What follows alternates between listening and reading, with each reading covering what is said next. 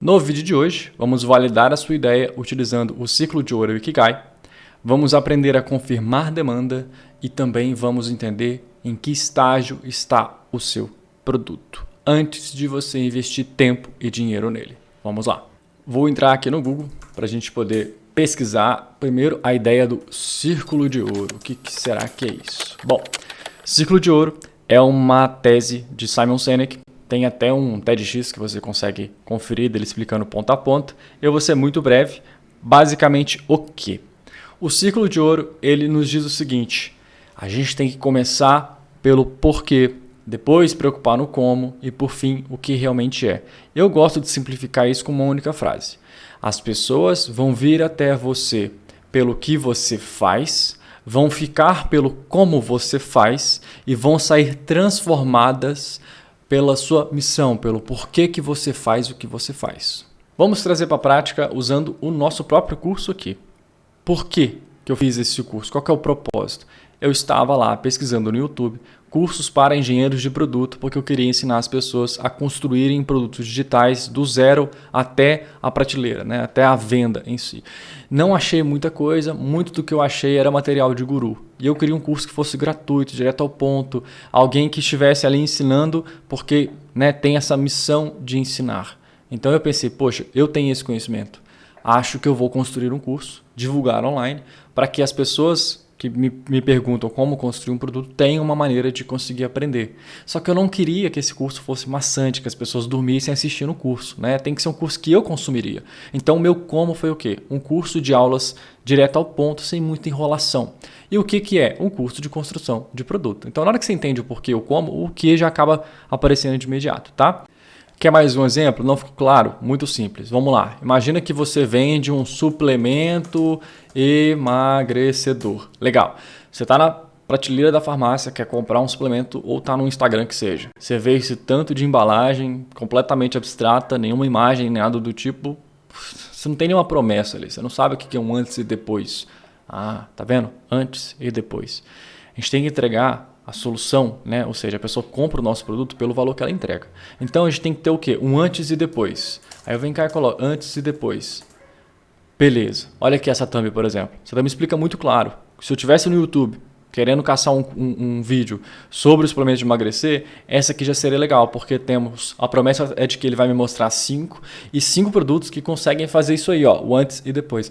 Quando você está vendendo um produto, você tem que focar nessa ideia de que você precisa vender a entrega. Você entra num site de suplemento, você vê o quê? Você vê atletas todos bombadões. Por quê? É o que você vende. Quando você vende um suplemento, você vende a possibilidade da pessoa se tornar aquele trincadão, Ou seja, você tem que colocar ali qual que é o tesouro e não o mapa em si. Entenderam? Então essa é a ideia do comece pelo porquê. Show! Agora que a gente entendeu como é que é o negócio do comece pelo porquê, a gente tem que entender como que a gente vai buscar pelas dores. Minha recomendação inicial seria o seguinte: pega uma dor sua, olha para a área que você domina. Ah, Norton, sou um veterinário. Legal. Olha para a sua área de veterinário, se tem alguma coisa ali que poderia ser automatizada, alguma coisa ali que você poderia ensinar as pessoas. Às vezes, eu sou um veterinário e quero ensinar as pessoas cuidados básicos com animais, ou a diferença entre as alimentações. Então pensa alguma coisa que você sempre está tendo que explicar o tempo todo para as pessoas, ou alguma dor do seu cotidiano. Às vezes você é um veterinário e nota que toda vez que chega lá o seu paciente, você tem que fazer um prontuário manual e papapá. Será que não teria como a gente construir um produto onde eu tiro uma foto e ele já segue um template? Tem como. Nesse curso a gente vai falar sobre Vibe Code, eu vou te ensinar a construir aplicações principalmente para uso pessoal. Então a primeira coisa que você tem que fazer é, beleza, deixa eu enxergar as dores daquilo que eu já faço. Se você não consegue enxergar uma dor daquilo que você já faz, do seu dia a dia, alguma coisa ali que te incomoda, que você consegue talvez transformar em produto, então a gente pode pesquisar pelas dores alheias, as dores mais populares talvez. Vão ter duas ferramentinhas que vão nos ajudar nesse processo. A gente tem o Google Trends, onde a gente pode ver uma retrospectiva de tudo que foi pesquisado na nossa região e coisa do tipo no home. Na Explore, a gente pode ver se as pessoas estão pesquisando sobre aquele assunto que a gente está querendo trabalhar. E a gente pode ir no Trend Now também para poder ver o que está em alta agora. Então, por exemplo, aqui o que está alta nas últimas 24 horas. em relação a muito entretenimento, né? Então você pode vir aqui em categoria e ajustar isso. E a gente pode vir aqui também, por exemplo, eu quero trabalhar com tecnologia. Então eu venho cá em tecnologia e vejo que as pessoas têm buscado nas últimas 24 horas ou nas últimas 7 dias, né? E aí você vai verificando se alguma coisa ali atiça a sua curiosidade para você ver se é algum assunto que está em alta, que talvez seja uma coisa que você queira trabalhar, tá? No Explore, que é o que eu costumo mais usar, eu venho cá e pesquiso.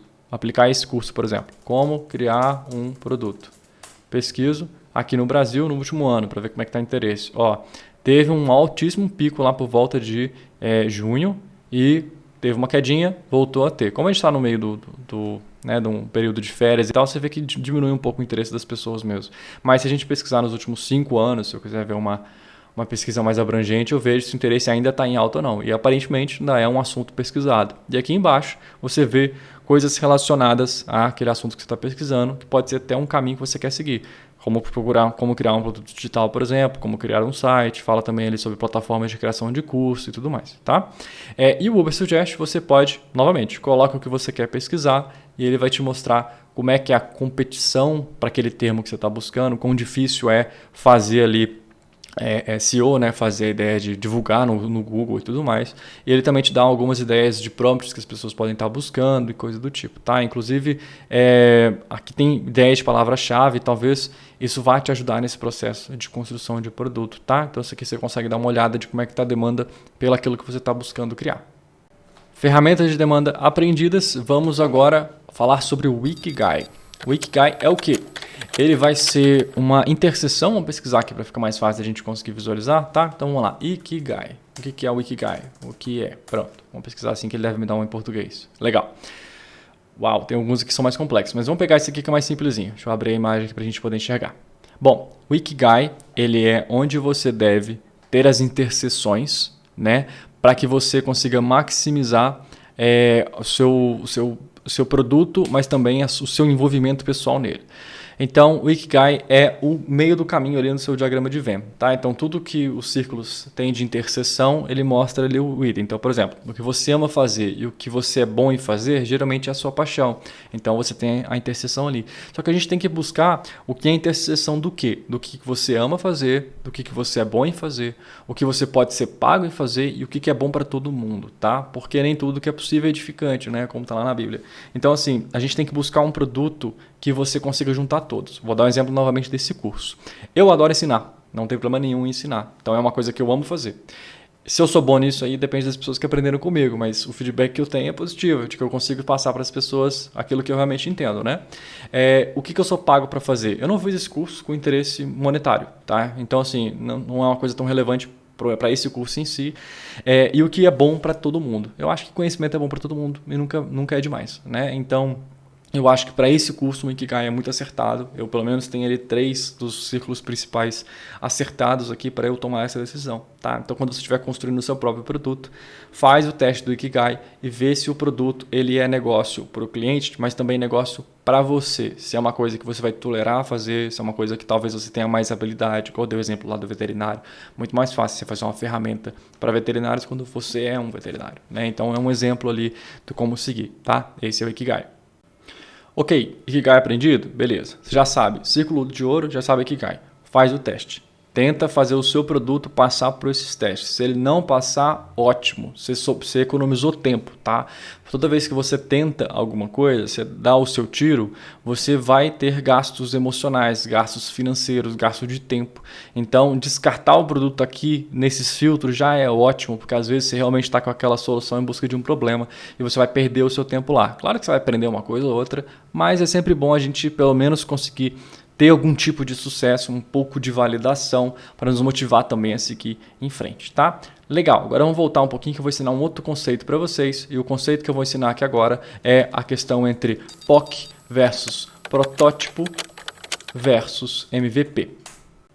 Vou até pesquisar se tem um em português, o que são, para ver se tem uma demonstração um pouquinho melhor. Ainda está tudo em inglês. Ok, aqui temos uma demonstraçãozinha, então vamos dar uma olhada aqui nessa imagem. POC. POC é a prova de conceito, é para você validar se funciona ou não aquilo que você está querendo construir. Porque às vezes a gente pensa num produto, mas não tem a menor ideia da complexidade que é construí-lo, tá? Então a POC, se você consegue fazer a POC e validar a sua ideia, você consegue pelo menos ter uma ideia do tamanho do escopo dela, né? Quão difícil vai ser produzir aquele produto futuro. Então a POC ele garante a gente se o produto é ou não é viável e também para a gente entender mais ou menos o escopo dele, sair um pouco do mundo das ideias.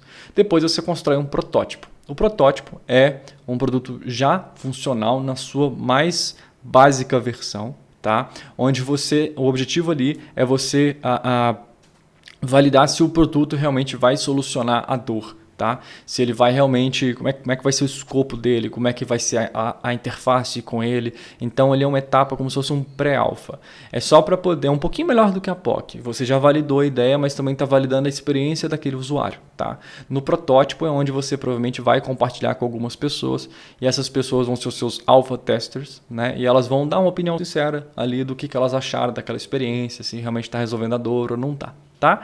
Esse é o protótipo. E por fim, que é onde a gente quer chegar, que é o MVP, tá? Que é o mínimo produto viável, é o seu protótipo que as pessoas estão dispostas a pagarem. É isso. Então aqui você já começa a vender, você já tem um pré-lançamento. Tá? Imagina que você está desenvolvendo um jogo e aí você fez a POCzinha lá mais idiota possível para as pessoas, pelo menos, para você mesmo entender se era aquilo que você imaginava. O protótipo, você faz uma demozinha bem boba para as pessoas usarem e falarem: ah, legal, jogabilidade bacana, gostei da sua ideia daquilo, papapá. Para você receber algum feedback, já conseguir ter uma ideia para onde você está indo. Tá? E o MVP é onde as pessoas já estão dispostas a poder pagar pelaquilo que você está vendendo. Ele já resolve um problema e as pessoas estão realmente querendo estão dispostas a pagar pelo seu produto. Então o objetivo é a gente conseguir chegar no MVP. Por que eu falo isso? Produto não pode ficar 5 anos no forno e depois sair para o mercado. Se você fizer isso, você não tem nenhum tipo de validação da pessoa que vai usar. E aí existe uma grande chance de a sua solução estar em busca de um problema. Então o ideal é você fazer isso aqui para você conseguir errar rápido, tá bom? E por que eu falo errar rápido? Que é o último conceito desse vídeo. É porque existe uma diferença entre você fazer o Agile versus o Waterfall. Né? O que é essa diferença de um para o outro? Um é um método ágil e o outro é um método de cascata. Tem um exemplo aqui, vou até colocar assim, ó, desenho, que eles mostram bonitinho um produto sendo construído. Aqui, ó, pronto, esse aqui dá uma ideia do processo que você está fazendo. Nossa, ficou muito pequena essa imagem, mas deixa eu dar um zoomzinho assim. Beleza, dá para enxergar. Bom, o waterfall é o quê? Você começa a concentrar em só fazer lá o pneu do carro. Depois você concentra em fazer o chassi. Depois você concentra... Se você fizer isso aqui, você não está resolvendo dor nenhuma e você está gastando tempo demais. E pode ser que até o final daquele escopo ali, né, até você conseguir ter o carro efetivamente, você já tenha investido tempo demais, um concorrente já tenha lançado algo antes, ou tenha ficado caro demais, as pessoas talvez nem gostem do produto. Enquanto o modo interativo ali, que é o modo ágil, né, você está preocupado em quê? Eu preciso resolver a dor do meu cliente. Claramente a dor do meu cliente é ir de ponto A a ponto B. Qual que é a forma mais rápida de eu começar essa minha empresa de transportes? Provavelmente com o skate. Porque o skate já é o suficiente de eu levar algumas pessoas do ponto A ao ponto B. Depois eu vou evoluir essa empresa para poder ser uma empresa de patinete. Para depois evoluir para ser uma empresa de bike. Para depois ser uma empresa de moto para efetivamente eu passar a construir carro. Isso aqui é um exemplo, tá? Mas a ideia para a gente se aplicar esse produto é o quê? Estou fazendo esse curso, vou aplicar essa ideia a esse meu curso. Estou lançando esses vídeos do jeito que eu sei fazer. Eu não sou um cara super profissional de YouTube, não tenho um estúdio fodão e tudo mais. O máximo eu tenho um microfone aqui baratinho que eu comprei, que eu consigo ensinar as pessoas o conteúdo. Então essa é a versão número 1 do meu curso. Estou lançando, vendo se as pessoas vão gostar ou não e vou lançar aos poucos as aulas e ver como é que está o engajamento. Se o engajamento for muito bom, pode ser que eu invista mais tempo nele. Então eu estou usando o método ágil desse processo. Se ficar legal mesmo, esse curso evoluir, pode ser que no futuro eu transforme esse curso numa gamificação, onde eu transformo ele num jogo, onde quando você conclui uma aula você ganha um carimbo ou você ganha, enfim, alguma coisa, tá vendo? Eu estou fazendo primeiro o mais básico que eu posso, já resolvendo a dor, para depois, num futuro, eu poder elaborar uma coisa maior, mais vantajosa, do que eu tentar, logo de começo, já querer construir toda uma plataforma gigantesca ao redor desse curso, que eu nem sei se vai dar certo ou não. Então essa é a ideia entre o Agile e o Waterfall. E antes de a gente finalizar essa aula, eu lembrei de uma coisa super importante, que é a lei de Parkinson. O que é a lei de Parkinson? A lei de Parkinson ela estabelece o seguinte: a gente sempre vai ocupar o limite que a gente estabelecer. Tá? Então, vou dar um exemplo aqui do estudante. Né? O professor fala com você. Você tem 2 semanas para entregar o trabalho. Quando que você começa a entregar esse trabalho? Na noite anterior da data de entrega. Tá? Isso aqui é importante a gente entender, não porque é engraçado, mas pelo fato de que a gente tem que sempre estabelecer limites. Então, quando você estiver construindo o seu produto, tenta pensar no seguinte: eu tenho X dinheiro disponível para esse produto, estou disposto a gastar tantos meses para desenvolvê-lo e tudo mais. Coloca todos esses limites, mesmo que sejam artificiais, para que você consiga ser o mais criativo possível para alcançar esses limites. Ah, eu tenho R$1 milhão para construir esse produto. Esquece isso. Não, você não tem. Coloca na cabeça que você tem 5 mil. Se você tiver 1 milhão, obviamente, que é dinheiro pra caramba, né? Mas se você tem 5 mil para construir um produto, tenta construir com 500. Sempre força o prazo, né? Sempre força os limites. Sempre tenta fazer o máximo com o mínimo, tá? Porque se você fizer isso, como dizem aquela frase, né? A criatividade, na verdade, a necessidade é a mãe da inovação. Você vai acabar inovando, você vai acabar construindo produtos que são mais eficientes, tá? Então é uma concorrência com você mesmo, legal? Então é isso, pessoal. Para essa aula é isso. O objetivo aqui é estressar ao máximo a sua ideia para ver se o seu produto realmente está solucionando uma coisa, entender quais são as etapas e estruturar mais ou menos a ideia do que a gente vai seguir para frente no curso. Beleza? Espero vocês na próxima aula. Até mais.